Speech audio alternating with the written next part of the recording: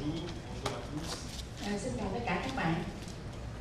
Je suis très heureux et aussi très ému de revenir à Saïgon à l'invitation du Dr Duc. C'est un réel plaisir pour moi de revenir ici. Je suis venu il y a une dizaine d'années déjà pour des cours particuliers et sachez que c'est vraiment pour moi quelque chose d'important d'être ici avec vous. Et j'en suis très heureux. Merci au Dr Duc et évidemment merci au Dr Dao d'organiser en France toute cette coopération avec le Vietnam. Tôi rất vui được đến Việt Nam để tham dự trong cái buổi giảng này. Xin cảm ơn bác sĩ Đức đã có lời mời chúng tôi và xin cảm ơn bác sĩ Thu Hà đã tổ chức những cái chương trình giảng dạy như thế này. Thì khoảng 10 năm thì tôi cũng có đến Việt Nam một lần để giảng về cái phần cơ xương khớp. Thì lần này rất vui được trở lại. Alors, vous allez être obligé de supporter toute la matinée parce que ce cours va être relativement intense toute la matinée. Nous allons passer 4 heures ensemble. C'est un cours qui se veut interactif, donc n'hésitez pas à interrompre la communication si vous avez des choses que vous voulez préciser en cours d'exposé. Thì cái cours này chúng ta cũng phải học rất là tích cực. Cái cours này sẽ suốt buổi sáng 4 tiếng đồng hồ và trong lúc giảng thì tôi cũng muốn có cái sự trao đổi qua lại giữa hai bên giảng viên và những người tham dự. Thì nếu các bạn có chỗ nào cần muốn trao đổi thì mình có thể phát biểu, có thể đặt câu hỏi. C'est un cours qui se veut pratique, donc nous n'allons pas reprendre toute la technique physique en particulier de l'IRM. Cela étant, il y a des bases, il y a des fondamentaux qu'il faut absolument maîtriser dans le cadre de l'IRM ostéo-articulaire. Donc nous allons commencer cet exposé par ces bases fondamentales. Thì cái cours này chủ yếu của mình là thiên về thực hành. Tuy nhiên thì nó cũng có những cái căn bản về mặt kỹ thuật chúng ta cần phải lưu ý, đặc biệt là trong cái phần xương khớp. Cho nên là cái phần đầu tiên hết thì sẽ nói một chút về những cái nguyên lý kỹ thuật trong cộng hưởng từ của xương khớp. Ce qui sera dit dans cette première présentation est vraiment valable pour toutes les structures, les régions anatomiques ostéo-articulaires, avec quelques petites adaptations pour certaines anatomies. Mais c'est vraiment la base de ce qui nous permettra de travailler sur toutes les articulations. Thì cái phần mà cái nguyên lý mà căn bản này thì nó cũng bao trùm chung cho hết tất cả các cái phần khác của xương khớp. Thì mỗi một cái phần riêng, mỗi một cái phần xương khớp riêng thì nó có thể có một cái chút xíu nó hơi khác, nhưng mà những cái phần mà căn bản nhất ở đây thì các bạn có thể áp dụng cho tất cả các cái phần của xương khớp. Alors juste avant de commencer, cette slide pour rappeler une chose. Quand nous avons commencé l'IRM ostéo-articulaire il y a environ une trentaine d'années, une IRM de genou, ça prenait à peu près 30 minutes. 30 minutes pour un patient, pour rester immobile dans la machine, c'était un temps extrêmement long. Nhìn lại về lịch sử thì mình bắt đầu mình làm cái cộng hưởng từ cho cái phần xương khớp là cách đây khoảng 30 năm rồi. Thì vào cái thời điểm mà cách đây 30 năm muốn làm một cái cộng hưởng từ của cái vùng gối thì bệnh nhân phải nằm ở trong máy khoảng 30 phút. Thì 30 phút mà không có phải bất động, không có được di chuyển thì đó là một cái khoảng thời gian rất dài. À l'heure actuelle, pour le même type d'exploration, le temps de les séquences dure un petit peu plus que 4 minutes. Với hiện nay thì cái tiến bộ về mặt kỹ thuật thì cái thời gian mà mình làm thì nó sẽ nhanh hơn nhiều. Alors toutes ces améliorations ont bien évidemment sont dues à l'amélioration du matériel et en particulier à l'amélioration de ce qu'on appelle les antennes de surface. Cái sở dĩ là mình làm nhanh được mình làm nhanh hơn nhiều thì dĩ nhiên là cái máy nó cũng có nhiều cái tiến bộ về kỹ thuật, và thứ hai nữa là nhờ những cái coi mà cái coi mình gọi là coi bề mặt. Pour chaque anatomie, pour chaque articulation, il vous faudra en fait utiliser une antenne qui sera dédiée à cette articulation, que ce soit l'épaule par exemple, ou la main ou le genou. Et ces antennes sont extrêmement importantes. Ở mỗi một cái vùng giải phẫu khác nhau thì chúng ta cần có những cái coi chuyên dùng cho đặt, nghĩa là dùng riêng cho cái vùng đó. Ví dụ như cái coi dùng cho vai, hoặc cái coi dùng cho gối, hoặc cái coi dùng cho bàn tay. Thì nếu mà chúng ta có những cái coi chuyên dùng cho từng vùng thì cái đó rất là quan trọng. À l'heure actuelle, nous travaillons avec des antennes multi-éléments et en moyenne, ces antennes ont à peu près 16 éléments, ce qui nous permet de très nettement améliorer la résolution anatomique des régions étudiées et aussi en même temps de diminuer le temps d'exploration. Hiện bây giờ thì những cái coi của mình á, thì nó gồm có nghĩa là 8 đến 16 cái phần nhỏ nó kết nối lại với nhau. Thì và cái mà mình hay thường xài nhiều nhất á, là bây giờ nó có 16 cái phần nhỏ để kết lại với nhau. Và chính nhờ như vậy á, thì cái độ phân giải trong không gian nó rõ hơn nhiều và cái thời gian để mình thực hiện á, nó cũng nhanh hơn. Alors, on va reprendre la base des séquences qui sont utilisées en ostéo-articulaire. Ce sont globalement, à peu de choses près, toujours le même type de séquence. Et on va un petit peu s'arrêter sur ces séquences fondamentales. Bây giờ chúng ta sẽ nói qua về các cái chuỗi xung mà mình dùng trong xương khớp. Thì đây là những cái chuỗi xung căn bản, gần như là lúc nào mình cũng xài những cái xung này hết. Les séquences les plus importantes sont les séquences dites en écho de spine. Cái xung căn bản đầu tiên đó là cái xung spinnacle. Avec différentes pondérations. Alors il y a la pondération T1. La pondération T1, c'est une pondération pour laquelle le temps de répétition, le TR, est relativement court et le temps d'écho est lui aussi relativement court. Cái xung mà spinnacle đầu tiên đó là cái xung mà thiên T1, thì trong đó là cái tia với cả cái tia hai cái đều ngắn. Sur ces séquences, qui sont des séquences fondamentales en IRM ostéo-articulaire, la graisse, l'ensemble de la graisse apparaît en hypersignal, elle est blanche, et l'eau apparaît en hyposignal, elle est noire. Cái xung T1 mà spinnacle này á, là một cái xung căn bản ở trong động từ xương khớp. Ở cái xung T1 này thì mỡ nó sẽ tăng tín hiệu, tức là nó màu trắng, còn nước thì nó giảm tín hiệu, tức là nước màu đen. Ce sont des séquences qui sont très intéressantes sur le plan anatomique, mais surtout qui nous permettent d'analyser le signal de la moelle osseuse et qui vont nous permettre d'analyser toutes les tumeurs osseuses. Et ce sont des séquences aussi qui permettent l'injection de produits de contraste. Cái xung T1 này, cái ích lợi của nó là để cho chúng ta đánh giá về mặt giải phẫu. Thứ hai nữa là cái xung này nó có lợi trong những cái trường hợp mà chúng ta đánh giá về cái phần tủy xương ở tất cả các vùng. Thứ ba nữa đó là cái xung T1 này mình sẽ dùng trong cái trường hợp mà mình có tiêm cái thuốc tương phản, thì mình sẽ coi cái cách bắt thuốc của cái thương tổn sau khi tiêm thuốc tương phản. Alors, la plupart des phénomènes pathologiques sur ces séquences vont apparaître en hyposignal, c'est-à-dire à peu près le même signal que l'eau ou le muscle. Donc systématiquement, si on veut mettre en évidence les phénomènes pathologiques, il faudra sur ces séquences-là systématiquement injecter du produit de contraste. Thường thường á, thì đa phần các cái thương tổn thì nó đều giảm tín hiệu ở trên cái nền T1, tức là tín hiệu của nó gần giống như nước hoặc là giống như cơ. Cho nên là để nhận ra những cái thương tổn này nó dễ dàng hơn thì chúng ta cần phải có tiêm cái thuốc tương phản. Alors les autres pondérations utilisées qui sont extrêmement intéressantes pour nous en pathologie articulaire sont la densité protonique. La densité protonique, on va garder un TE qui est relativement court, mais par contre on va commencer à allonger le temps de répétition, le TR. Một cái xung căn bản thứ hai cũng quan trọng trong cái động từ xương khớp, đó là cái xung PD, proton density. Thì trong cái xung này cái tia nó ngắn, trong khi đó thì mình sẽ làm cho mình chọn cái tia nó dài hơn một chút. Ces séquences-là sont très intéressantes en pathologie ostéo-articulaire parce qu'on n'aura pas besoin d'injecter de produits et elles seront particulièrement sensibles à tous les phénomènes dégénératifs, inflammatoires et tumoraux. Xung này nó có cái hay á, là cái xung này mình không cần phải tiêm thuốc tương phản, và cái xung này nó cũng rất là nhạy với những cái bệnh lý thuộc về viêm hoặc là bệnh lý về u.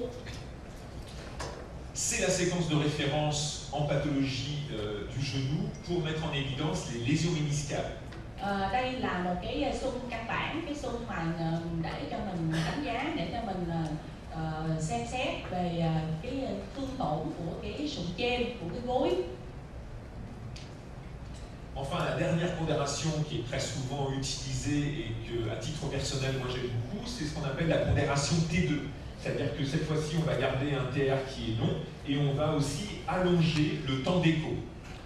Một cái xung cũng rất là thú vị ở trong cộng từ xương khớp, và tôi cũng rất là thích cái xung này, đó là cái xung T2. Thì trong cái xung T2 thì cái TA và cái TI nó đều dài. Le problème de ces séquences-là, c'est que les pathologies vont être en hypersignal, vont être blanches, et que la graisse va rester en signal soit intermédiaire, soit en signal élevé, et l'eau va être en hypersignal cette fois-ci. Elle va être très blanche. Cái vấn đề là trong cái xung T2 này thì nước nó tăng tín hiệu nên nó màu trắng, còn cái mỡ thì tín hiệu trung gian hoặc là nó cũng trắng luôn. Cette séquence est très sensible à tout ce qui est lésions inflammatoires et tumorales. Par contre, elle apparaît beaucoup plus spécifique, par exemple, que la séquence en densité protonique. Cái xung này thì nó cũng nhạy với những cái thương tổn mà viêm hoặc là thương tổn u, và một cái nữa đó là dùng cái xung T2 này để mình xác nhận lại những cái thương tổn mà mình nghi ngờ trên cái hình PD. Alors, ces séquences-là en spinnéco, qui sont des séquences très anciennes, ont comme principal inconvénient d'être relativement longues. Những cái xung này thì chúng ta đã dùng từ rất là lâu rồi, đó, và một cái nghĩa là bất tiện của cái xung này là cái thời gian làm nó bị dài. Grâce aux techniques et en particulier aux antennes multidétecteurs, on a pu très nettement accélérer ces séquences qui sont maintenant dénommées turbo ou fast spinnéco. Và bây giờ thì có những cái tiến bộ của kỹ thuật với những cái loại coi mới có nhiều cái thành phần, thì mình có những cái xung nhanh hơn, đó là cái xung turbo spinnéco hoặc là fast spinnéco. Ces séquences conservent les mêmes intérêts et les mêmes caractéristiques que la séquence en spinnéco, avec simplement la plupart du temps une graisse qui apparaît relativement intense en hypersignal. Or, la pathologie qu'on veut mettre en évidence va être elle aussi en hypersignal, ce qui fait qu'on va être confronté là cette fois-ci à un inconvénient. On va augmenter le signal de l'environnement et donc vraisemblablement moins bien mettre en évidence les anomalies de signal des lésions. Với cái xung mà cái turbo spinnéco hoặc là fast spinnéco này thì cái thời gian mình làm nó có nhanh hơn một chút, và nó nhạy với những cái thương tổn viêm, và trong cái xung này thì cái mỡ nó cũng trắng lên, đó, như vậy thì cái này nó cũng có một cái nghĩa là hơi khó chịu, hơi bất tiện, là tại vì những cái thương tổn thì nó cũng trắng và cái mỡ của mình cũng trắng, cho nên nhiều khi mình khó phân biệt. Donc on va voir qu'on a très nettement, grâce à ces séquences-là, amélioré la résolution temporelle, et que malheureusement on a diminué la résolution en contraste, mais on va pouvoir trouver d'autres moyens de résoudre cette problématique. Như vậy thì cái xung này thì nó lợi về cái độ phân giải trong thời gian, nhưng mà cái phần về tín hiệu thì nó hơi giảm, cho nên là chúng ta sẽ tìm những cái cách khác để chúng ta khắc phục. Alors voilà, par exemple, ce qu'on pouvait voir avec ce type de séquence en turbo spinnéco, on a un patient ici qui, c'est un rachis thoracique, et on voit c'est un patient qui présente une pathologie néoplasique, avec ici une lésion secondaire, une métastase au sein de la vertèbre. C'est une séquence en pondération T1, donc la graisse est en hypersignal, le liquide est en hyposignal et la lésion est en hyposignal. Đây là những cái hình ở cái xung spinnéco, thì trong trường hợp này đây là một cái cột sống của một cái bệnh nhân có đã biết trong cái bệnh cảnh là có một khối u, thì đây là một cái trường hợp di căn cột sống. Thì đây là cái xung T1 thì cái tủy xương nó trắng, trong khi đó nước của cái dịch nội tủy này thì nó màu đen, và cái chỗ mà khi di căn, cái chỗ thương tổn này thì nó lại giảm tín hiệu, tức là tín hiệu nó gần bằng giống như nước. Si on réalise une séquence en turbospinéco-convéré T2. Ici, le liquide est en hypersignal. On voit que la graisse, aussi bien la graisse sous-cutanée que la graisse contenue dans les vertèbres, apparaît en hypersignal et on fait disparaître la lésion.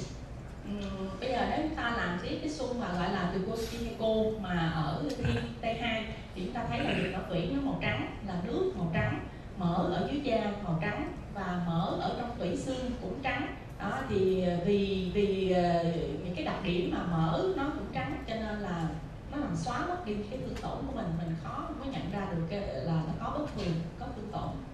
Donc ces séquences sont très intéressantes parce qu'elles sont très courtes, mais il faut faire attention quant à leur maniement. Như vậy thì cái xung này á, mình làm rất là nhanh, đó, nhưng mà cẩn thận cái coi chừng cái có những cái thương tổn nếu mình không khéo thì mình sẽ bỏ sót. D'autres types de séquences qui sont utilisées sont ce qu'on appelle les séquences en écho-gradient. Một cái loại xung thứ hai mà chúng ta dùng đó là cái xung gọi là echocardiogramme. Alors ces séquences-là sont très intéressantes sur des machines à bas champ, à 0,3, 0,5, 0,6 Tesla, voire éventuellement à 1 Tesla.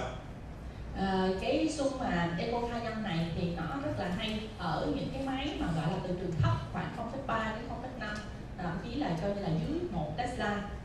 Parce qu'elles ont pour intérêt d'être extrêmement rapides. Vì những cái xung này rất nhanh, thực hiện rất nhanh. Le seul problème, c'est qu'auparavant, en spinéco, on avait des paramètres où il fallait qu'on maîtrise ce qu'on appelle le temps de répétition, le TR, et le temps d'écho, le TE.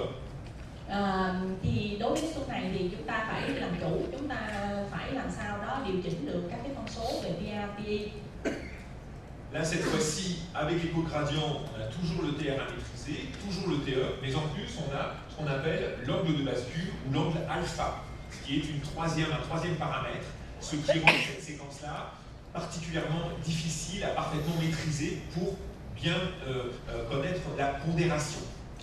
Thì như nãy có nói đó là trong mỗi cái xung thì mình phải làm sao đó điều chỉnh cái PA, cái PE, và đối với cái echocardiogramme thì mình còn chú ý nữa cái góc lệch, họ gọi là cái góc alpha. Như vậy thì đối với cái xung mà echocardiogramme thì mình có 3 cái thông số mà mình cần phải làm chủ, cần phải điều chỉnh được để mình có một cái hình đúng như cái ý mình muốn.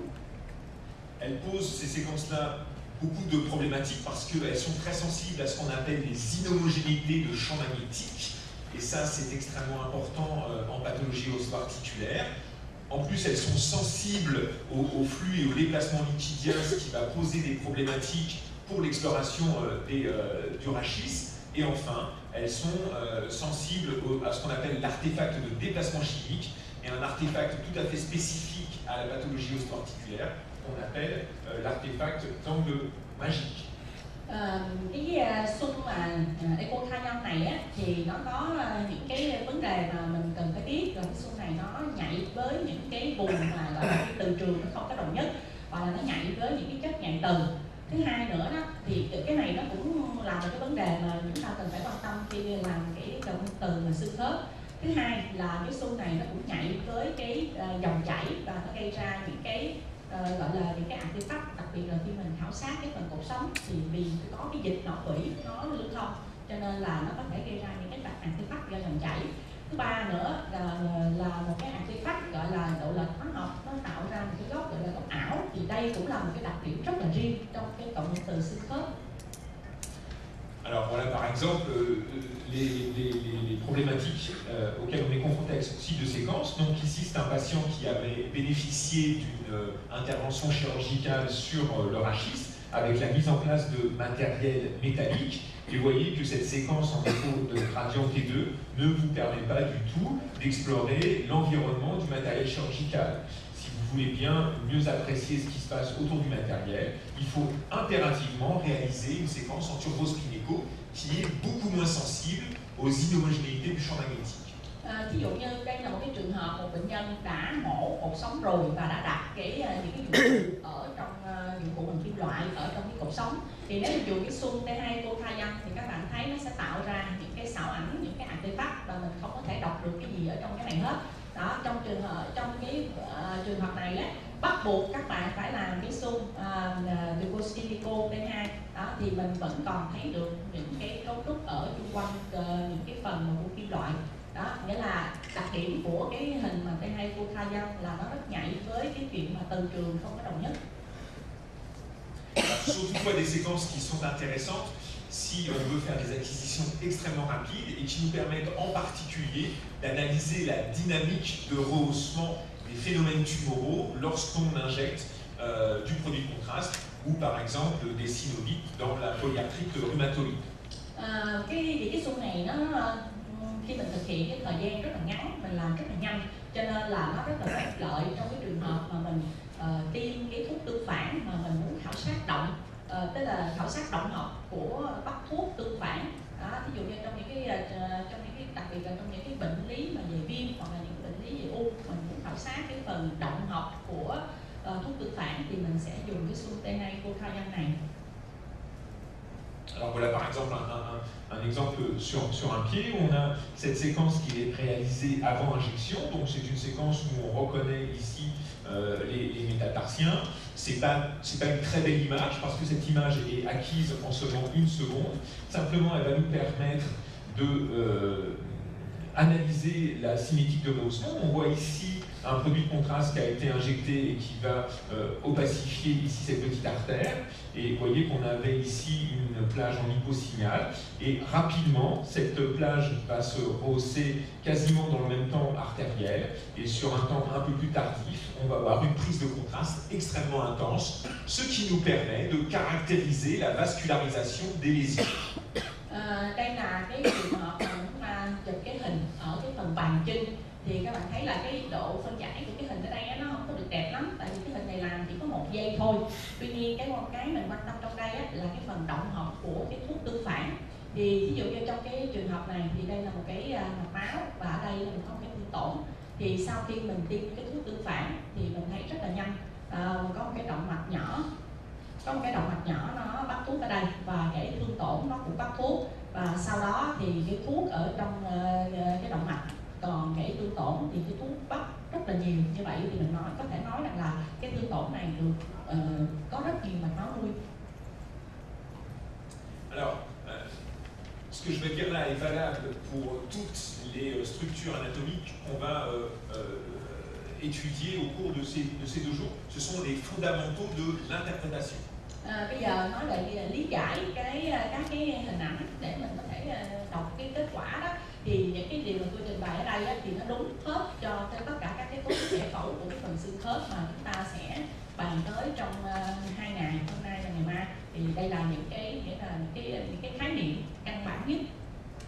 En ostéo-articulaire, tout ce qui est pathologique en général va apparaître en hypersignal, en densité protonique et en T2, avec en particulier tout ce qui est liquidien va apparaître très hyper en pondération T2. Trong cái bệnh lý về xương khớp thì gần như tất cả những cái thương tổn mà bệnh lý nó đều tăng tín hiệu trên cái hình PD và trên hình T2. Trong những thương tổn đó thì nước, những cái gì mà thuộc về nước thì nó là rất là tăng tín hiệu trên hình T2, còn những cái còn lại thì nó sẽ là giảm tín hiệu. En pondération T1, la pathologie va apparaître soit hypo-intense, soit iso-intense, soit hyper-intense en fonction de l'environnement et de la localisation de la lésion. Còn nếu mà trên hình T1 đó thì các cái thương tổn nó có thể là giảm tín hiệu, có thể là tín hiệu trung gian hoặc là tăng tín hiệu tùy theo cái thương tổn đó nó ở cái vị trí nào, và coi như là các cái cấu trúc ở xung quanh của cái thương tổn đó thì cái tín hiệu của thương tổn nó có thể thay đổi. La plupart des lésions en pondération T1, si on injecte du produit de contraste, elles vont se rehausser, et c'est particulièrement vrai pour les tumeurs malignes et les tumeurs bénignes, tout en sachant que le rehaussement n'est pas forcément un critère discriminant pour faire le diagnostic entre processus malin et processus bénin. Trên cái hình mà T1 có tiêm thuốc tương phản đó thì những cái thương tổn đa số là nó đều bắt thuốc tương phản hết, dù nó là cái thương tổn lành tính hoặc là thương tổn ác tính. Cho nên là cái việc mà một cái thương tổn nó có bắt thuốc tương phản thì đó không phải là cái tiêu chuẩn để chúng ta phân biệt đây là bệnh lý lành tính hay bệnh lý ác tính. Alors comme souvent en médecine, il y a des fondamentaux, il y a des lois. Mais il y a aussi des exceptions. Thì nó y khoa thì nó cũng giống như tất cả mọi cái vấn đề khác, thì nghĩa là nó có những cái luật chung áp dụng chung, nhưng mà nó cũng có những cái trường hợp ngoại lệ.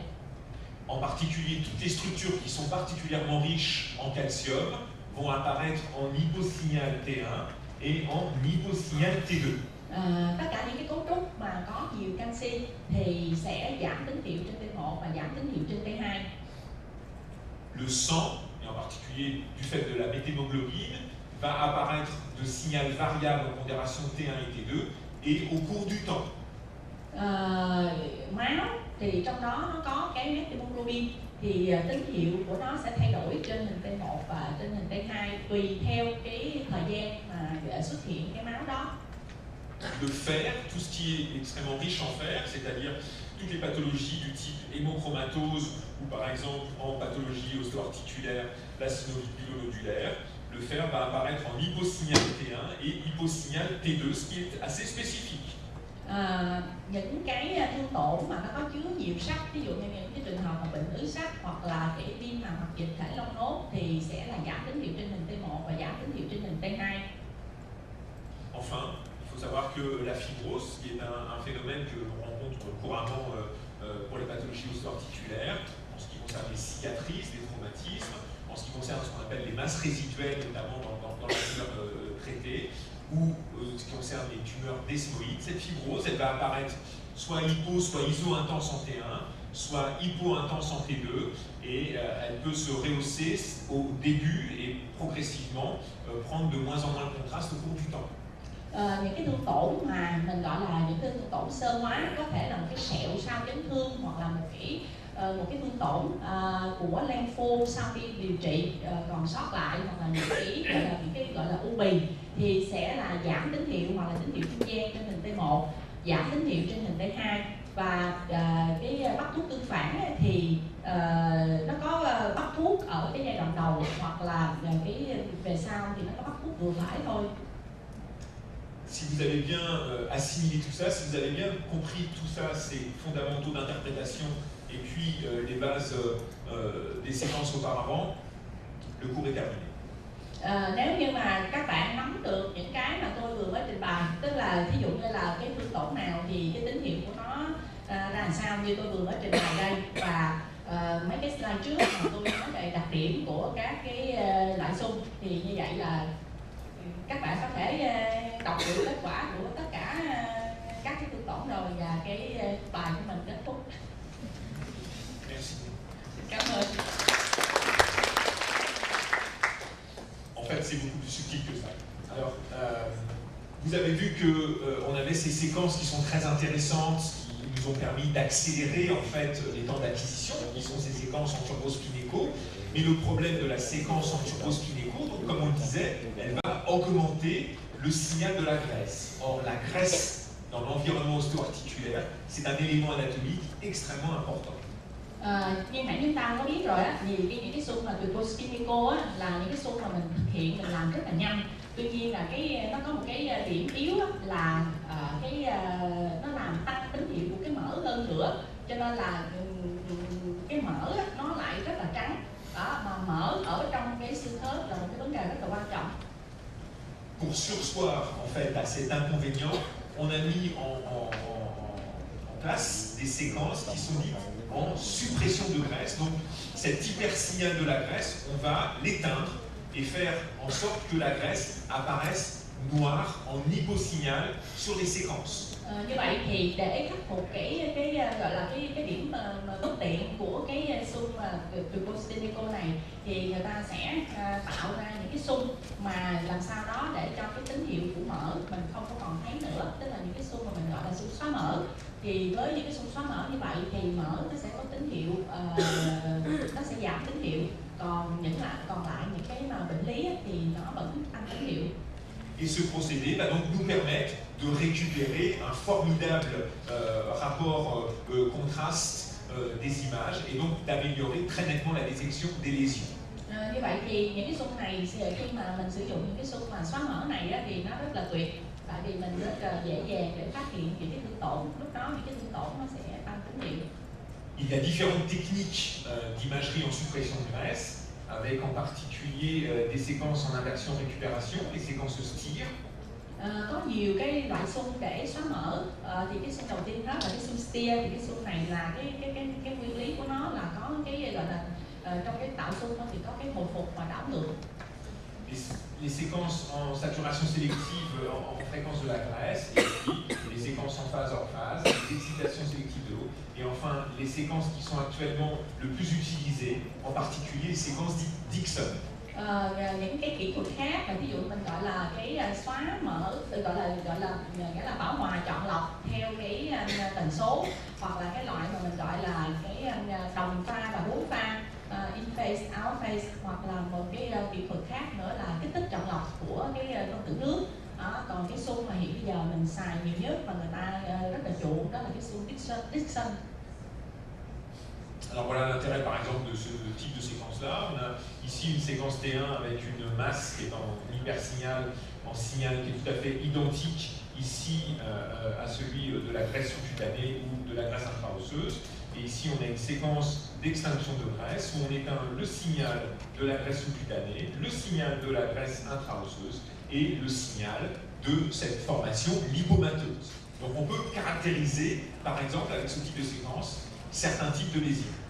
Ví dụ như đây là một cái hình T1, thì trong cái hình T1 này mình thấy có cái thương tổn rất lớn. Cái thương tổn này nó tăng tín hiệu, nó giống như là cái mỡ ở ngoài da, mỡ ở dưới da cũng giống như là nó cùng cái tín hiệu với mỡ trong tủy xương. Thì nếu mà mình dùng cái xung T1 mà xóa mỡ thì mình thấy rằng là cái mỡ ở dưới da, cái mỡ ở trong tủy xương cũng như là cái thương tổn này nó bị mất tín hiệu. Thì như vậy thì với cái hình mà xóa mỡ này mình có thể mình nói được cái bản chất của cái thương tổn này. Alors les séquences STIR, c'est une séquence qui est spécifique et qui donc a un TR particulier, un TE particulier, ce qu'on appelle un temps d'inversion particulier. Et c'est une séquence qui, par rapport à ce qu'on a vu auparavant, caractérise la graisse, mais c'est pas quelque chose qui est pondéré en densité protonique en T1 ou en T2, c'est vraiment une pondération particulière qui est dite STIR. Cái xung steer này là một cái xung đặc hiệu, cái TA của nó, cái TI của nó cũng là đặc biệt riêng, nó không có giống như là những cái mà của T1, T2 thường. Và trong cái steer này nó còn có thêm một cái gọi là cái thời gian mà để đảo ngược nữa. Thì là mình gọi là cái TI. Thì cái xung này là một cái xung đặc biệt riêng. Cette séquence a pour principal intérêt d'être très robuste et d'entraîner une extinction très homogène de la graisse. Cái xung này nó xóa mỡ rất là mạnh, xóa mỡ nó rất là đồng nhất. Elle est particulièrement intéressante en pathologie osteoarticulaire pour explorer les phénomènes inflammatoires comme les spondylarthrites par exemple, ou pour faire de l'imagerie sur prothèse. Cái xung này thì nó có lợi trong những cái trường hợp mà mình muốn đánh giá những cái tổn thương mà do viêm, đặc biệt là những cái gọi là viêm đa khớp dạng thấp, hoặc là những cái trường hợp mà bệnh nhân có đặt những cái dụng cụ những cái dụng cụ nhân tạo. La saturation sélective, c'est une technique qui, à mon sens, est plus intéressante parce que, en fait, on peut l'appliquer sur n'importe quelle séquence, les séquences en spinéco, en turbospinéco, en écho-gradient, et sur toutes les pondérations. On peut appliquer ce type de saturation en T1, en densité protonique et en T2. Cái loại xung mà mình gọi là cái bảo hòa một cách chọn lọc thì cái xung theo ý tôi thì cái xung này nó rất là hay.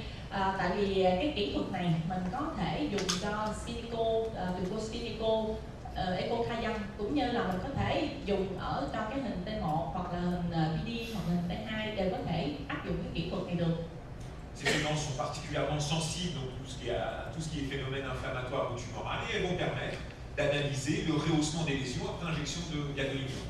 Thì cái loại xung này nó nhạy với những cái hiện tượng viêm, đặc biệt là trong những cái trường hợp cái có u thì là nó cũng rất là nhạy với cái bắt thuốc tương phản.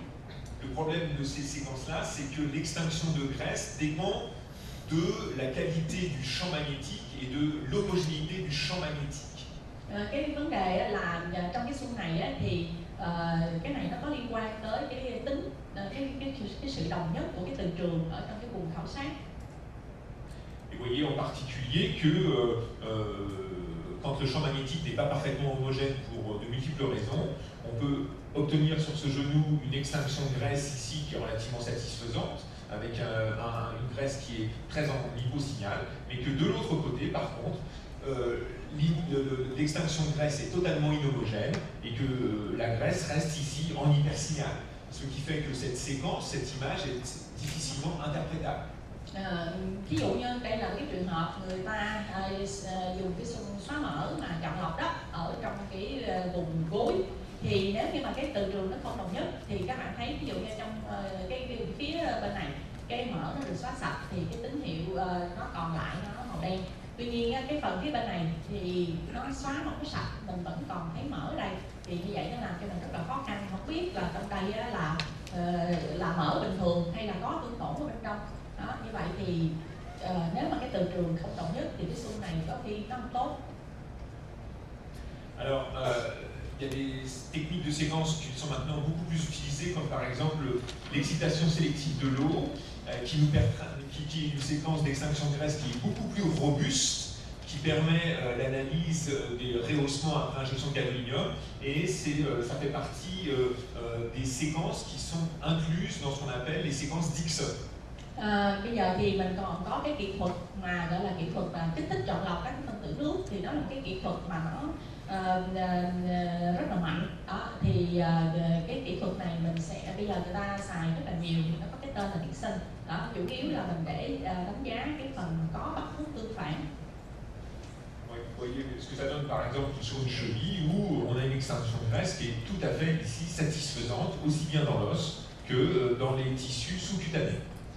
Thì ở đây là ở chỗ cái vùng mà gọi là cái cổ chân thì mình thấy rằng là cái mỡ nó xóa được gần như là hết, và còn lại những cái gì mà trắng ở đây đó là những cái thương tổn. Cela étant, ces séquences restent malgré tout imparfaites, et vous voyez qu'il arrive qu'elles n'apparaissent pas parfaitement homogènes sur l'ensemble de la région explorée. Tuy nhiên thì nếu mà một cái cũng tùy vùng có những cái vùng thì cái xóa mỡ này nó cũng không có hoàn toàn. Ví dụ như ở cái phần mà cái cổ chân này thì cái chỗ này là nó xóa được tốt, còn cái phần mà của cái xương bàn chỗ này là nó xóa không được. On va finir sur un des fondamentaux de l'hyrémostie articulaire, ce qu'on appelle l'angle magique. Bây giờ có một cái vấn đề, cái này là cái đặc hiệu riêng trong cộng hưởng từ xương khớp. Thì trong cộng hưởng từ xương khớp nó có cái chuyện này thì mình gọi là cái góc ma thuật hoặc là góc ảo. C'est un artefact qui est tout à fait spécifique à la pathologie osteoarticulaire et que vous ne retrouverez pas dans les autres explorations anatomiques, le cerveau ou l'abdomen ou le pelvis par exemple. Đây là một cái loại artefact, một cái loại xảo ảnh đặc hiệu riêng trong cái cộng hưởng từ xương khớp, và cái loại mà artefact này các bạn không thấy ở trong cái vùng nào khác hết, ví dụ như là ở cột sống hoặc là ở não hoặc là ở các cái tạng khác, mình không có thấy cái loại artefact này. C'est un artefact qu'on va rencontrer à chaque fois qu'une structure est extrêmement riche en collagène, comme par exemple les tendons, les ligaments ou les ménisques. Et à partir du moment où cette structure anatomique est orientée à 55 degrés par rapport au champ magnétique de la machine, c'est-à-dire ce qu'on appelle B0. Nếu như mà chúng ta có một cái cấu trúc có nhiều collagen, ví dụ như là dây chằng hoặc là gân hoặc là cái gọi là cái sụn trên, mà nếu mà cái hướng của cái cấu trúc giải phẫu này nó hợp, nó làm thành một cái góc 55 độ với cái từ trường B0 thì mình sẽ bị cái artefact này. Cet artefact, heureusement, ne se rencontre que sur les séquences pour lesquelles le TE est court, c'est-à-dire les séquences en pondération T1 et les séquences en pondération densité protonique. Et heureusement, elle ne se rencontre pas sur les séquences pondérées T2. Tuy nhiên cũng có một cái may là cái artefact này nó chỉ xảy ra trong những cái xung mà có cái tia ngắn, có nghĩa là mình có thể gặp cái loại artefact này trong những cái xung T1 hoặc là xung PD. Còn cái artefact này không có xảy ra ở cái xung T2. Alors voilà par exemple la problématique qui peut être posée par ce type d'artefact. Vous voyez ici on est sur une cheville. Ví dụ như trong trường hợp này là chúng ta ở ngay cái vùng cổ chân. Sur le compartiment latéral de la cheville, avec ici la fibula et ici les deux tendons fibulaires, le court fibulaire et le long fibulaire. Ví dụ như ở đây á, là mình đang ở cái phần ngoài của cái cổ chân, mình đang ở cái mắt cá ngoài, thì ở đây mình sẽ có hai cái gân, là cái gân mắt ngắn và cái gân mắt dài. Vous voyez qu'ici le tendon est parfaitement en hyposignal. Trong cái trường hợp này các bạn thấy cái gân á, nó giảm tín hiệu. Mais qu'à cet endroit-là où il prend une autre direction, il change de direction anatomique et il apparaît ici en hypersignal. Cái gân này khi mà nó đi đến đây thì các bạn thấy là cái hướng đi của nó thay đổi, nó bị đổi chiều. Đó, thì trong cái lúc mà cái hướng mà nó thay đổi chỗ này, các bạn thấy nó lại tăng tín hiệu. Ici, nous sommes sur une séquence en densité protonique. Cái hình này là chúng ta đang ở cái xung gọi là xung PD. Et pendant un certain temps, beaucoup de personnes ont interprété ce type d'anomalie de signal ici comme étant lésionnelle, comme étant, entre guillemets, une tendinopathie. Thì các bạn biết là một cái gân mà bình thường ở trên cái xung PD hoặc là những cái xung T2 đó thì thường là nó phải màu đen thì nó mới bình thường. Đó, nhưng mà chỗ này nó là cái artefact nó bị tăng tín hiệu, nó bị trắng lên, cho nên là có những người nếu mà mình không có biết cái loại artefact này thì mình nói đây là cái bệnh lý. Đó, thường những cái gì mà nó tăng tín hiệu á, thì nó là nằm trong những cái thương tổn, nhưng mà đây là một cái artefact đó chứ không phải là cái thương tổn. Nó có những người nếu mà không biết thì nói là cái này là viêm gân, bệnh lý của gân. Et en fait, si on fait une vraie séquence avec une pondération T2, on se rend compte que le tendon récupère un hyposignal et qu'il présente le même signal que dans sa portion sous-jacente. Thật ra là nếu mình vẫn còn lưỡng lự không biết cái này có phải là artefact hay không thì các bạn phải làm một cái hình một cái xung T2 thật sự. Thì các bạn thấy là nếu mình làm cái xung T2 thật sự đó thì cái chỗ này cái gân lúc mà nó đổi hướng đi nó vẫn giảm tín hiệu giống như là ở phía trên, tức là cái gân này nó vẫn bình thường. Donc cet hypersignal-là n'est pas pathologique, il est artefactuel. Đó, như vậy nhắc lại thì cái tăng tín hiệu ở cái chỗ này nó không phải là bệnh lý mà chỗ này đó là một cái artefact. Voilà un autre exemple où ici on a un ligament croisé postérieur et quand on regarde l'orientation ici, l'angulation de ce croisé postérieur par rapport à l'angulation du champ B0, on a un angle qui est de 55 degrés. De ce fait, ce ligament qui est très riche en collagène apparaît en hypersignal alors que normalement il est en hyposignal. Ở đây thì mình đang ở cái vùng gối, thì ở đây là mình có cái dây chằng chéo sau. Thì nếu mà các bạn thấy cái dây chằng chéo sau này nó hợp với cái từ trường BCO của mình, nó làm thành một cái góc ở đây là góc 55 độ. Thì cái dây chằng bình thường đó, nó là một cái cấu trúc mà có rất nhiều collagen. Trong trường hợp thông thường đó, thì cái tín hiệu của gân xin lỗi, tín hiệu của dây chằng thì nó sẽ là giảm tín hiệu. Nhưng mà vì nó hợp một cái góc, nó có nhiều collagen mà nó lại hợp một cái góc với cái từ trường BCO là 55 độ, cho nên chỗ này nó bị tăng tín hiệu. Thì cái này cũng là cái artefact mà mình gọi là cái góc ảo. Et c'est un artefact qui est vraiment très courant en pathologie osteoarticulaire. Và các bạn lưu ý là cái loại artefact này nó rất thường gặp trong cái cộng hưởng từ xương khớp. On va parler un petit peu d'arthro-IRM. Bây giờ chúng ta sẽ nói một chút về cái cộng hưởng từ mà có tiêm thuốc tương phản nội khớp. Ce sont des séquences qui sont réalisées avec injection directe d'un produit de contraste dans l'articulation. Chúng ta thực hiện những cái số cộng hưởng từ mà trước đó thì mình đã có bơm cái thuốc tương phản trực tiếp vào trong cái khớp. Les indications sont relativement limitées et la principale articulation qui en bénéficie, c'est l'épaule. Thì cái chỉ định nghĩa là chụp cái cộng hưởng từ mà có tiêm thuốc tương phản nội khớp này á, thì nó có một số cái chỉ định nhất định, không phải tất cả các trường hợp mình đều làm, thì chủ yếu là mình làm trong cái khớp vai. Pour les autres articulations en France, on préfère réaliser ce qu'on appelle des arthroscanners. C'est la raison pour laquelle l'arthro-IRM pour nous a des indications qui sont relativement limitées. Đối với ở bên Pháp á, thì cái chụp cộng hưởng từ có tiêm thuốc tương phản nội khớp này á, thì đa số là dùng cho khớp vai, còn các cái khớp khác á, thì ở bên Pháp á, thì người ta sẽ tiêm thuốc tương phản nhưng mà chụp ở dưới CT. Les évolutions ces dernières années en imagerie ostéo-articulaire, ça a été la mise en place des séquences Dixon qui sont maintenant, à mon sens, les séquences de référence pour l'ostéoarticulaire. Ça a été surtout aussi, et ça c'est très intéressant, la possibilité de réaliser des IRM chez les patients qui présentent des prothèses pour des pathologies très, très particulières. Ce sont les séquences 3D qui sont en train de se généraliser avec des temps de réalisation qui sont extrêmement rapides. Et enfin, ce qui reste pour l'instant actuellement en work in progress, ce sont les séquences cartographiques pour l'analyse des cartilages. Đây là những cái tiến bộ về kỹ thuật của cộng hưởng từ xương khớp. Thì đầu tiên hết đó là mình nói về cái xung mà xung Dixon. Thì theo tôi á, bây giờ cái xung Dixon này nó trở thành giống như là một cái xung tham chiếu cho cái bệnh lý của xương khớp.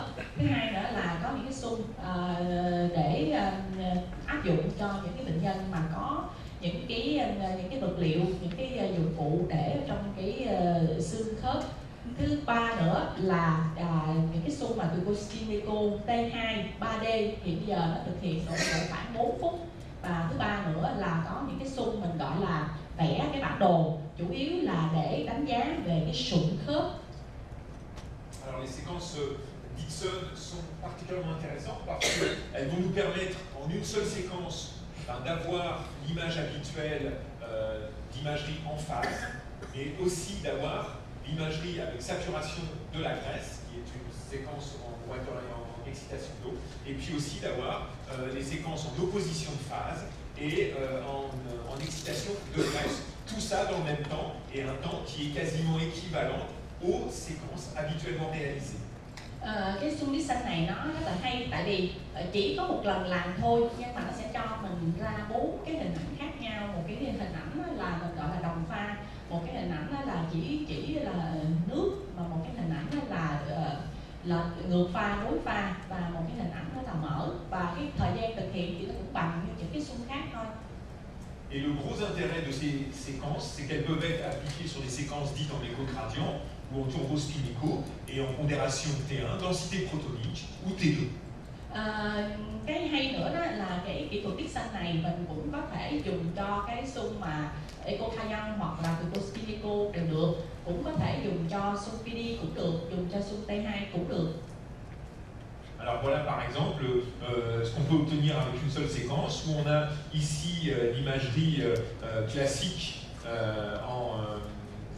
en phase, on a ici l'imagerie en excitation d'eau, donc on éteint le signal de la graisse, on a ici l'imagerie en excitation de graisse où tout devient en hypersignal, ici l'excitation de graisse pardon, et puis ici l'imagerie en opposition de graisse.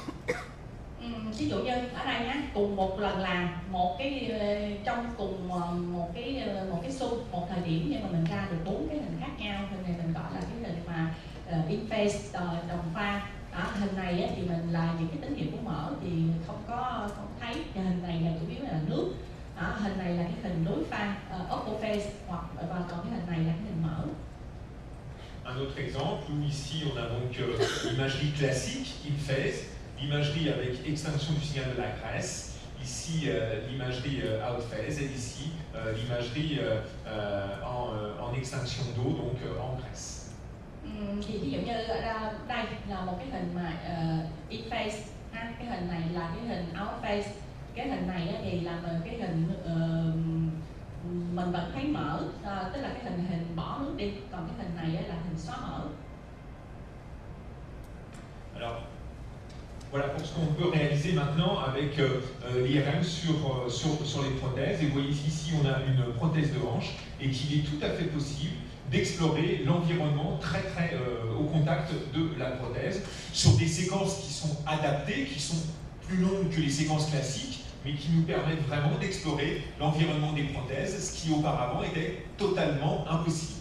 Cela étant, ça dépend du type de prothèse qui est mise en place, et en particulier pour les prothèses de hanche. Si vous avez par exemple une prothèse métal-métal, l'exploration en IRM reste beaucoup plus compliquée que si vous avez une prothèse avec d'autres techniques d'implantation et en particulier de polyéthylène. Ví dụ như đây là một cái trường hợp mà có một cái khớp háng nhân tạo, thì các bạn thấy đây là cái phần khớp háng mà với cái loại xung mà chụp cộng hưởng từ đó, thì nếu mà những cái xung thông thường thì nếu mà mình có đặt những cái khớp nhân tạo á, thì mình không có khảo sát được gì hết. Nhưng mà với cái xung mà dành cho những cái trường hợp có đặt cái khớp nhân tạo thì mình thấy ở đây những cái cấu trúc mà ở xung quanh cái khớp mình đều thấy rất là rõ. Đó, mình có thể đánh giá được các cái cấu trúc mô mềm ở xung quanh của cái khớp.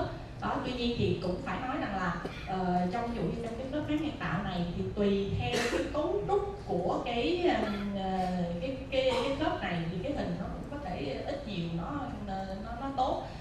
Ví dụ như là những cái khớp mà toàn là bằng kim loại không thì cái hình của nó có thể là nó không có tốt bằng những cái khớp mà bằng polyethylene hoặc là những cái cấu trúc khác. Les séquences 3D qui sont des séquences vraiment très intéressantes puisque en 4 minutes vous pouvez acquérir un volume et d'après ce volume vous pouvez ensuite reconstruire l'ensemble des images dans les plans de référence habituels, que ce soit des images classiques en pondération T2 sans saturation de graisse ou avec saturation de graisse pour une résolution en contraste et une résolution anatomique qui est tout à fait équivalent à ce qu'on peut obtenir habituellement avec les séquences 2D.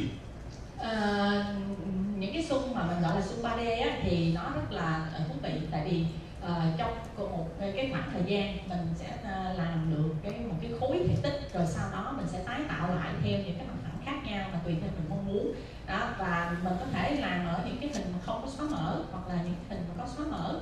Thì với những cái hình 3D này thì cái độ phân giải về một cái độ tương phản, cái độ phân giải về tương phản thì nó vẫn rất là tốt so với cái hình 2D. Et vous pouvez reconstruire toutes ces images dans le plan en particulier ici sur un genou, dans le plan des ligaments croisés. Vous pouvez parfaitement mettre en évidence ici l'aspect bifasciculaire d'un ligament croisé antérieur.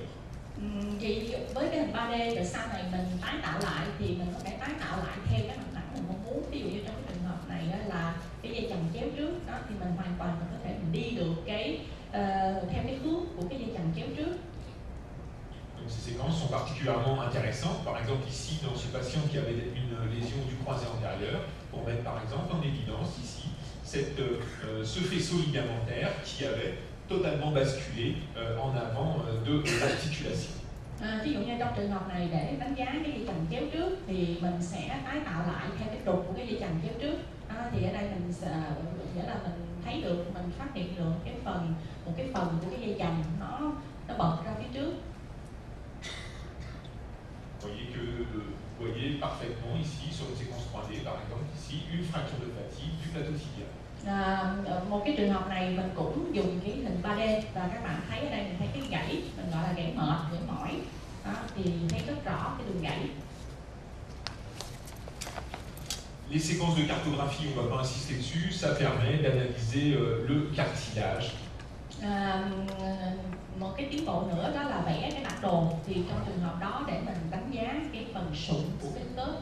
Pour l'instant, ce ne sont pas des séquences qui sont utilisées en routine. Thì cái loại mà cartography vẽ cái bản đồ của cái sụn khớp này thì không phải là mình xài thường quy, chỉ có những cái trường hợp đặc biệt thì mình mới dùng. Alors des séquences qui sont particulièrement intéressantes pour nous en ostéo-articulaire, ce sont les séquences avec réduction d'artefacts de mouvement.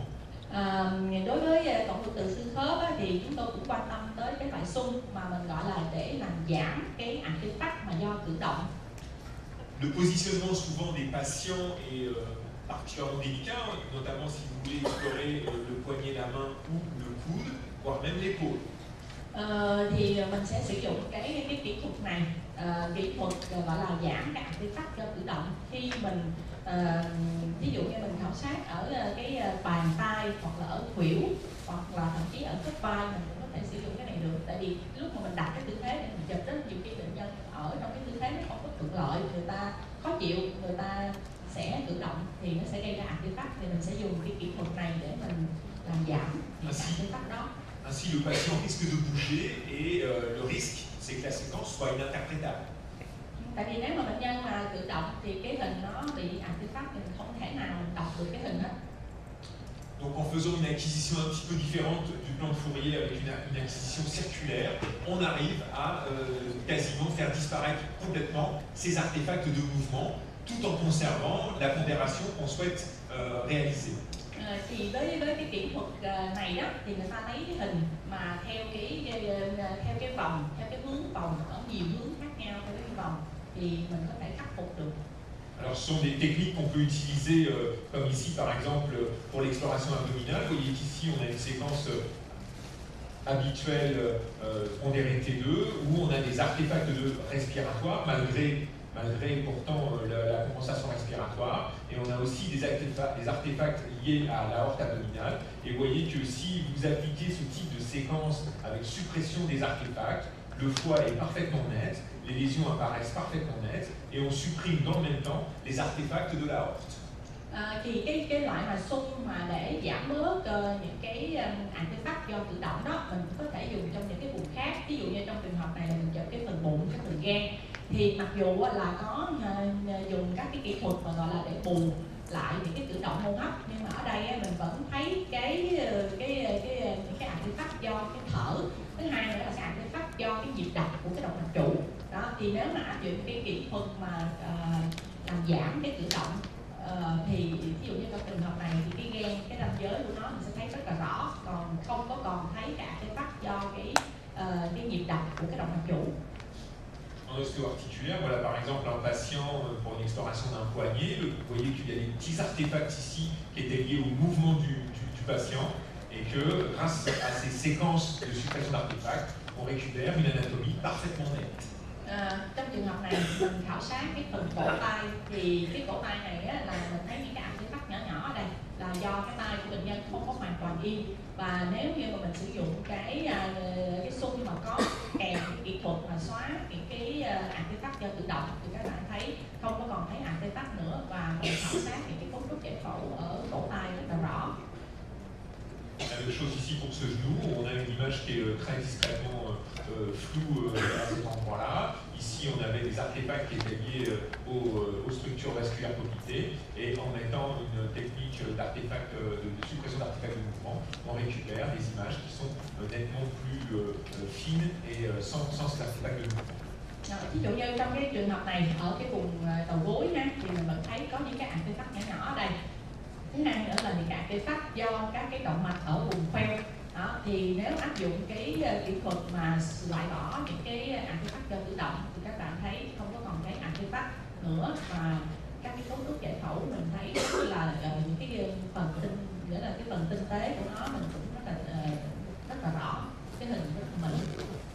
Alors, l'IRM osteo-articulaire se comprend dans les mêmes contre-indications que l'IRM général, en particulier les stimulateurs cardiaques, même si certains stimulateurs maintenant sont compatibles avec l'IRM. Il faut toujours faire très attention. Il faut évidemment bien interroger les patients pour savoir s'ils n'ont pas reçu d'éclats métalliques au niveau des yeux, et de ne pas hésiter à réaliser un cliché radiographique pour voir s'il n'y a pas un élément métallique qui persiste. Et puis enfin, certains implants restent des contre-indications. Et enfin, une problématique qui est relativement importante et non des moindres, c'est la claustrophobie compte tenu du diamètre des machines.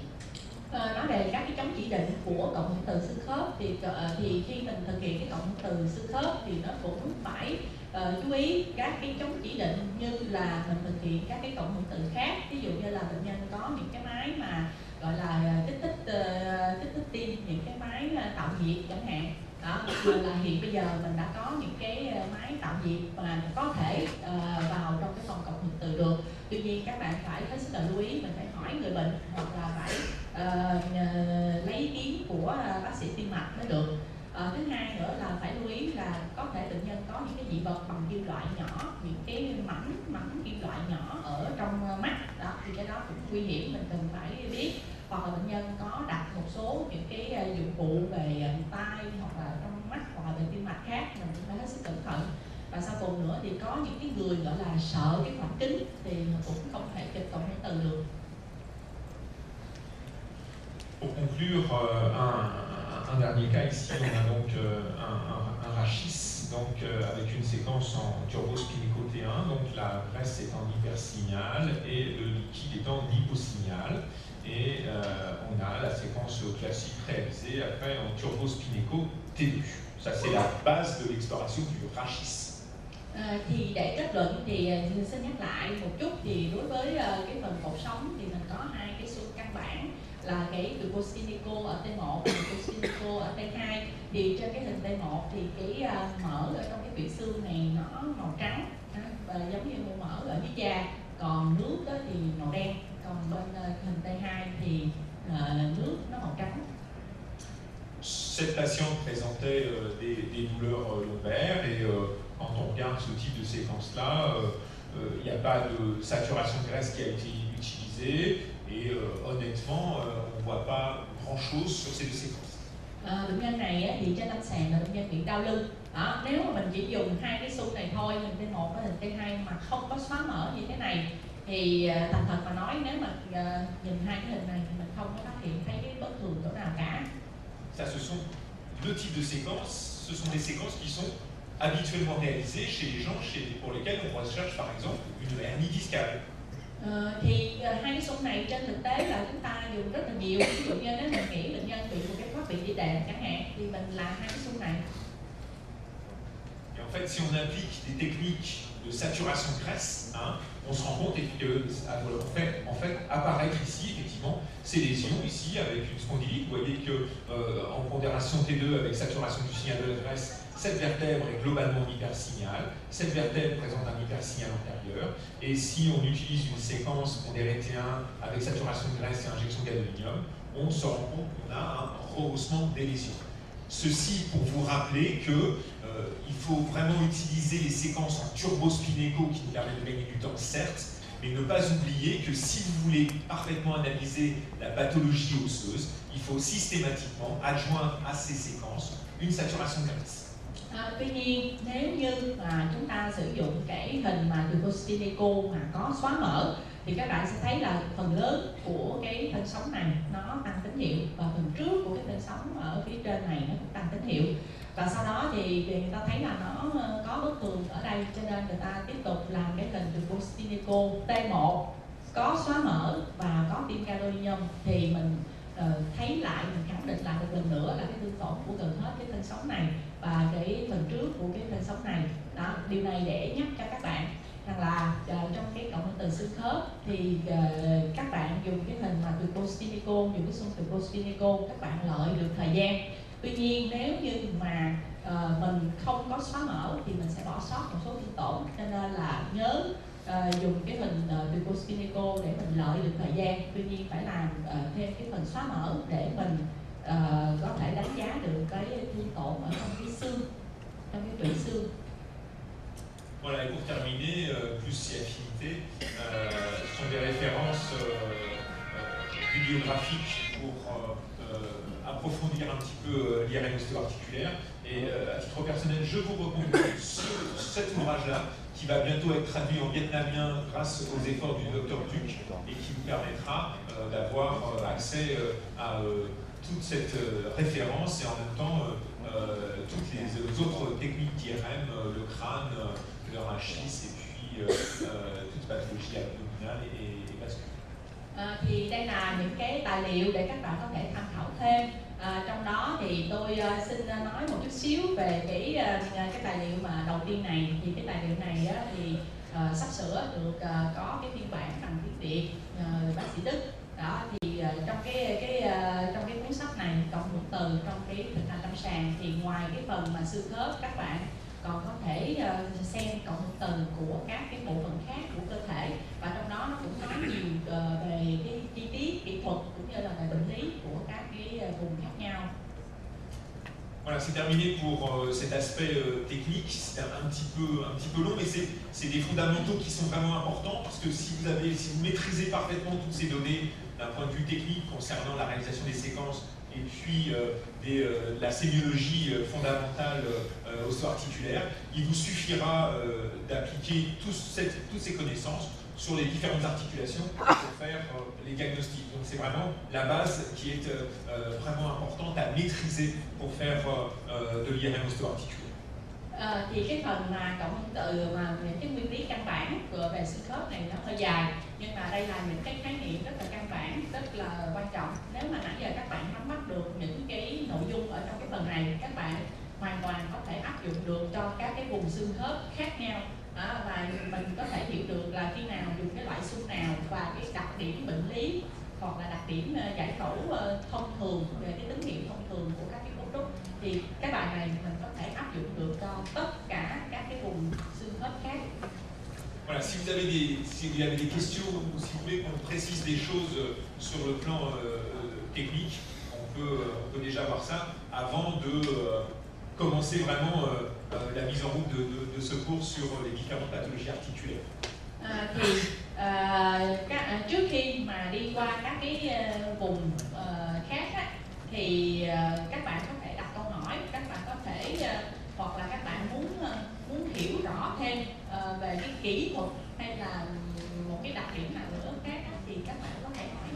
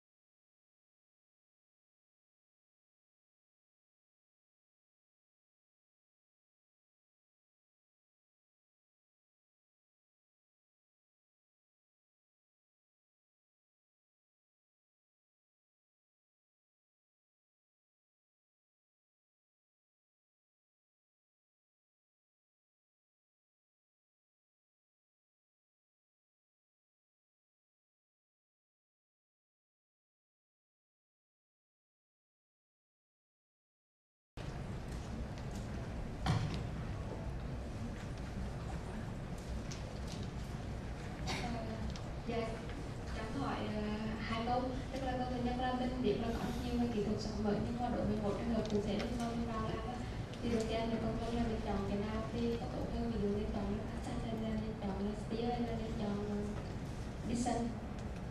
Về lại cái hình ảnh đó, thầy cũng có đưa ra một cái ví dụ là có hình ảnh tình hiệu của Sigma trên này, bởi vì là phải tổn thương là do cái sỏi mới của con tôm, cho nên tạo một cái hình ảnh tình hiệu như cái mình có thể là nhân lần ấy. Thì trong trường hợp đó mình làm lại là mình làm cái kỹ thuật sỏi mới khác là mình làm cái gì để con người bỏ hiện tượng đó. Cái thứ câu hỏi thứ hai của em là em học một cái cố khác về cuộc sống thì kiểu protocol thì bây giờ thầy kiểu bảo là kiểu trên một xe xuất đạt này là Steer luôn, bỏ qua cái thứ hai luôn. Thì em hỏi là muốn hỏi là thầy nghĩ gì về cái protocol này, và mình có khả năng bỏ sót một số tổn thương mà mình không làm trực tiếp cái thứ hai là làm với Steer thôi.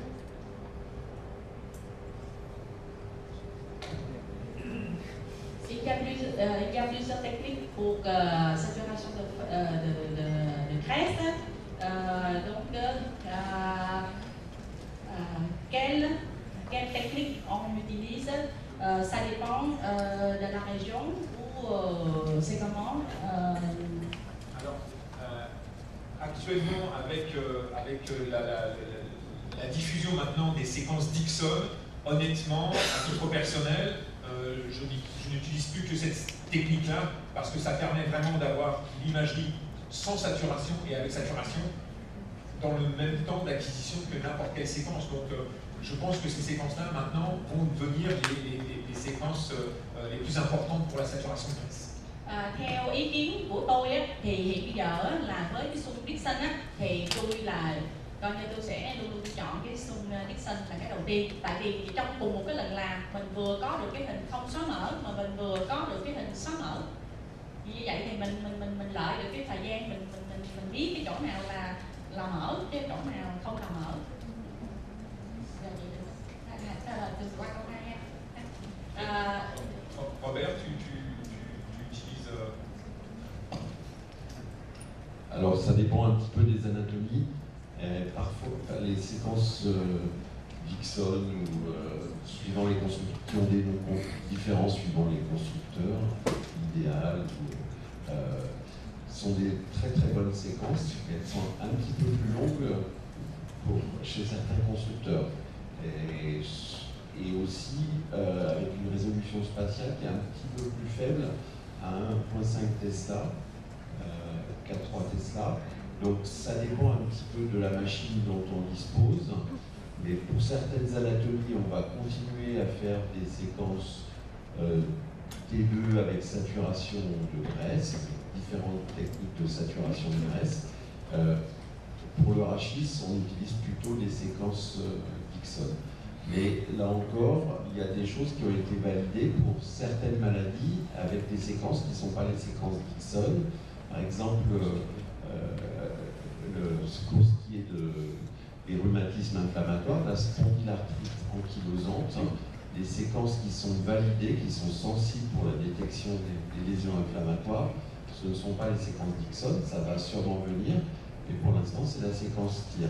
Donc quand on recherche ce type de maladie, pour les rhumatologues, on est obligé d'utiliser les séquences TIR, on peut rajouter des séquences Dixon, mais il y a des séquences qui sont le gold standard et qu'on est forcé d'utiliser. Donc il faut pondérer un tout petit peu et en fonction de la machine, en fonction du champ magnétique et du temps, on gagne beaucoup de temps à 3 Tesla parce qu'on a beaucoup plus de signal. À 3 Tesla, le Dixon est vraiment une technique extraordinaire. À 1.5 Tesla, ça dépend un petit peu de l'anatomie, des antennes, un petit peu de l'âge de la machine.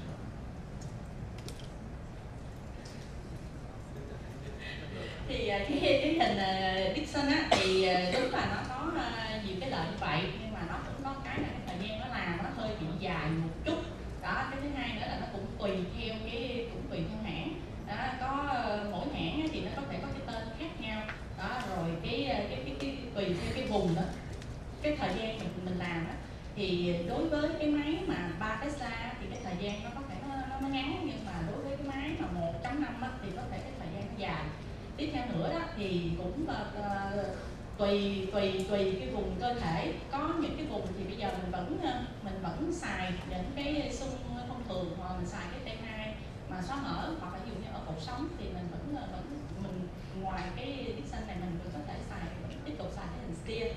Và một cái bệnh lý khác mà thầy nhắc là trong những cái trường hợp mà viêm đa khớp dạng thấp thì không phải cái xương pixel không phải là cái xương tốt nhất, mà cái xương steer nó là cái xương tốt nhất. Thì sau đó các bạn vẫn nghĩa là tùy theo cái chẩn đoán mà bác sĩ ghi cho mình, nếu mà nói nó là cái viêm đa khớp dạng thấp thì mình phải bắt buộc phải làm cái xương steer, rồi sau đó mình nếu cần mình vẫn có thể làm theo cái pixel.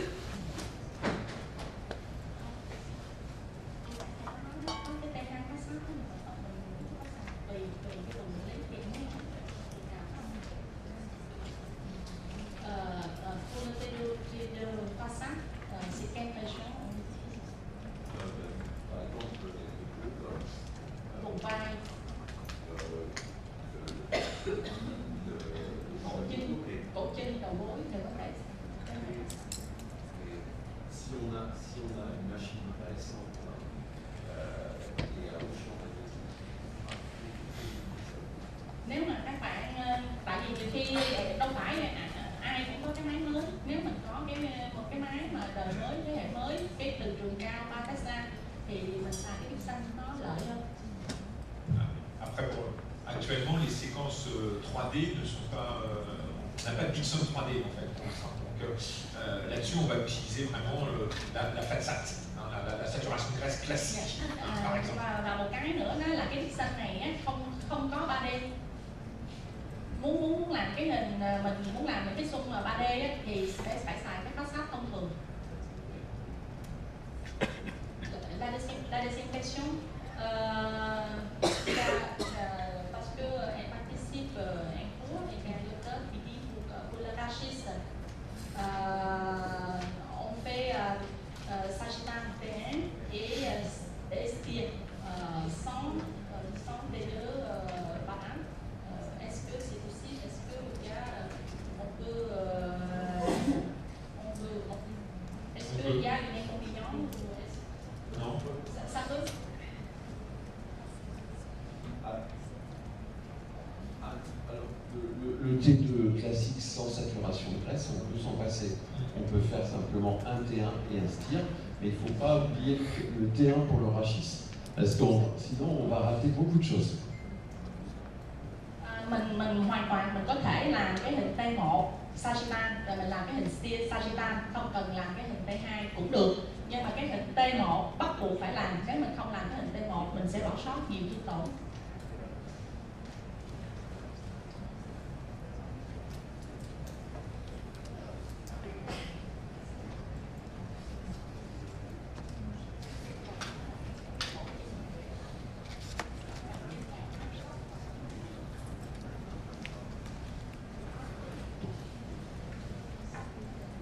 Vous avez montré un cas sur les gènes du pied qu'il a un os qui n'est pas suppressé de la graisse totalement, donc ça apparaît un petit peu signalé.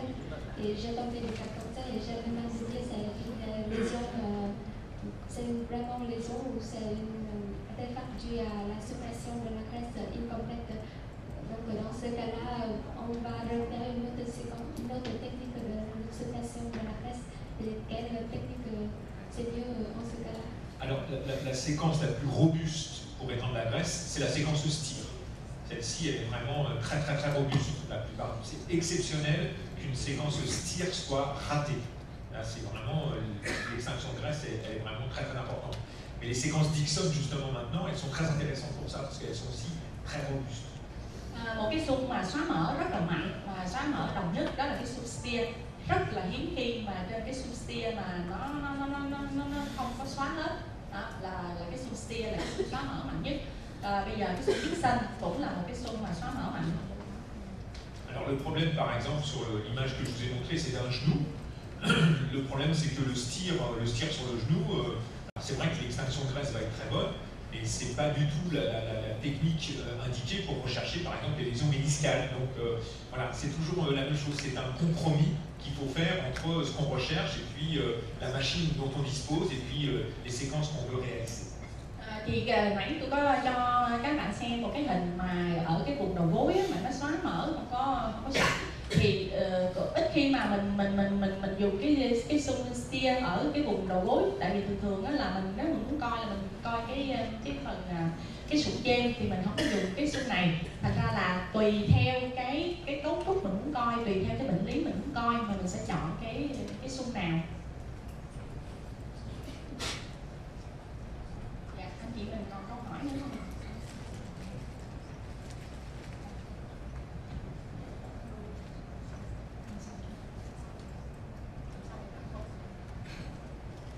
Tout à l'heure, on a dit il y a une langue magique. Comment on peut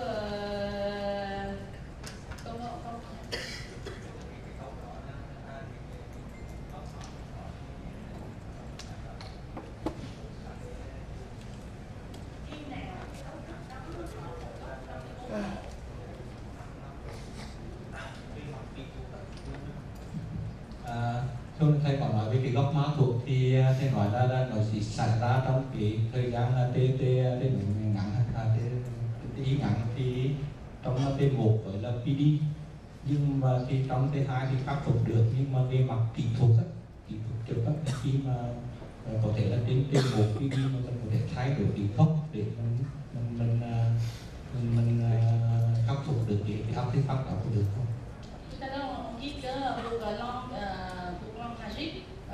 Si la structure forme par un angle 55 degrés, ça donne cet artefact.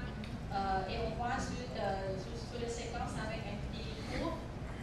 Donc, est-ce qu'on peut, en tant que technique, est-ce qu'on peut éviter cet artefact? Alors, clairement, il faut, moi, à mon sens, en tout cas, il faut toujours il ne faut pas travailler uniquement en densité protonique avec un TE court. Et moi, systématiquement, je fais des séquences avec un TE long, avec une pondération T2, parce que sur ces pondérations T2, il n'y a jamais d'artefact d'angle magique. Après, il faut quand même savoir qu'un tendon pathologique, ça fait mal. C'est-à-dire que si le tendon apparaît en hypersignal et que vous appuyez dessus et que la personne n'a pas de symptômes, c'est certainement pas une tendinopathie. Hein, ça, c'est aussi quelque chose de relativement important. Et puis, en plus, quand il y a une tendinopathie, souvent, il y a d'autres signes sémiologiques. Le tendon est augmenté de volume, il est très hétérogène, et puis, parfois, il y a du liquide autour. Donc, ça aussi, ce sont des éléments qui permettent de bien mettre en évidence un artefact par rapport à une image pathologique. Cá nhân tôi thì cái cách mà để không phải là khắc phục mà là cái cách để mình phân biệt cái đó là artefact hay bệnh lý, thì tôi không bao giờ tôi chỉ làm cái hình PD, luôn luôn tôi có làm một cái hình T dài, tức là cái hình T2 đó, thì trên T2 không bao giờ mình bị cái gọi là cái artefact mà do cái gốc này hết. Đó, chuyện thứ nhất. Chuyện thứ hai nữa đó là một cái gân mà nó bệnh lý, tức là mình thấy nó tăng tín hiệu, mình nói là bệnh lý của gân, viêm gân hay là gì đó, nói gân gì đó, thì một cái gân mà nó bị bệnh thì nó sẽ bị đau, khi mình ấn vô chắc chắn là bệnh nhân đau. Còn nếu bây giờ mình thấy trên cái hình nó tăng tín hiệu nhưng mà mình ấn vô mà bệnh nhân không có triệu chứng gì hết thì coi chừng không phải, coi chừng cái đó nó là artefact. Chuyện thứ ba, một cái gân mà nó bị bệnh, một cái gân mà nó bị tổn thương thì ngoài cái tăng tín hiệu đó nó còn kèm theo nhiều cái dấu hiệu khác, ví dụ là cái gân nó lớn. Thứ hai là cái tín hiệu của nó không có đồng nhất. Thứ ba nữa là có thể có dịch ở xung quanh. Đó thì đó là những cái cách mà tôi phân biệt cái này là artefact hay là đây là thương tổn thật sự. Cái câu hỏi của tôi là về mặt kỹ thuật, mình có thể thay đổi cái góc magnetic về là cái góc của cái lông hoặc là cái ligament hoặc là cái meniscus, tức là có thể thay đổi cái góc để mình khắc phục các cái góc trên mổ và trên PD được không? Est-ce qu'au point de vue technique, on peut changer l'angle entre ce structure anatomique avec le champ magnétique? Exactement, c'est ce qu'on peut faire. Vraiment, s'il persiste un doute, on peut changer l'orientation du patient dans l'antenne, et si l'hypersignal persiste, c'est que c'est pathologique. S'il disparaît, c'est que c'est un artefact. Nhưng nếu mà các bạn vẫn còn nghi ngờ, mình có thể thay đổi cái tư thế của bệnh nhân ở trong cái coi đó. Thì nếu mà nó vẫn còn cái hình đó thì có thể nó là bệnh lý. Je rappellerai quand même que les radiologues sont des médecins, et quand on a un doute, le patient est là, on peut l'examiner, on peut palper la lésion, on peut faire des manœuvres pour savoir effectivement si ça correspond véritablement à une pathologie ou si au contraire l'image est douteuse. Ça c'est important, hein. Nous sommes des médecins. Các bạn lưu ý ha, bác sĩ hình ảnh thì vẫn là bác sĩ, cho nên là phải biết khám bệnh. Nếu mà mình thấy cái hình mà mình nghi ngờ thì mình phải khám bệnh, mình phải ra mình ấn lên trên bệnh nhân hoặc là mình làm những cái thủ thuật để mình khám bệnh. Tôi xin nhắc lại một lần nữa, bác sĩ chẩn đoán hình ảnh vẫn là bác sĩ và vẫn phải khám bệnh.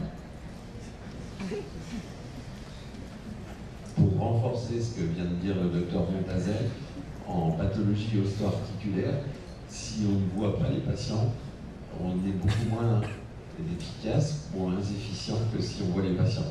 Voir les patients, ça permet de faire des bons diagnostics.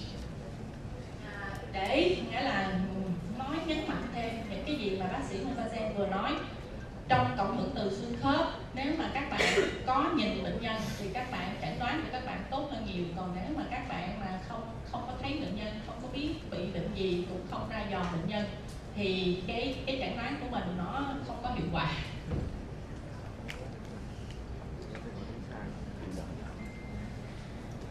Ok, on va continuer hein, parce que c'est important.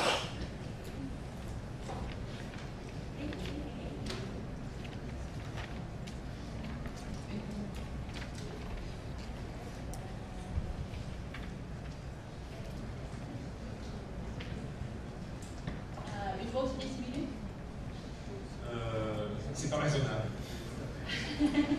C'est pas raisonnable parce que ça, c'est long encore. Hein. Je suis désolé, mais si on veut vraiment faire tout le programme. Không có nghỉ giải lao bây giờ, tại vì bài còn dài lắm, chưa tới giờ nghỉ.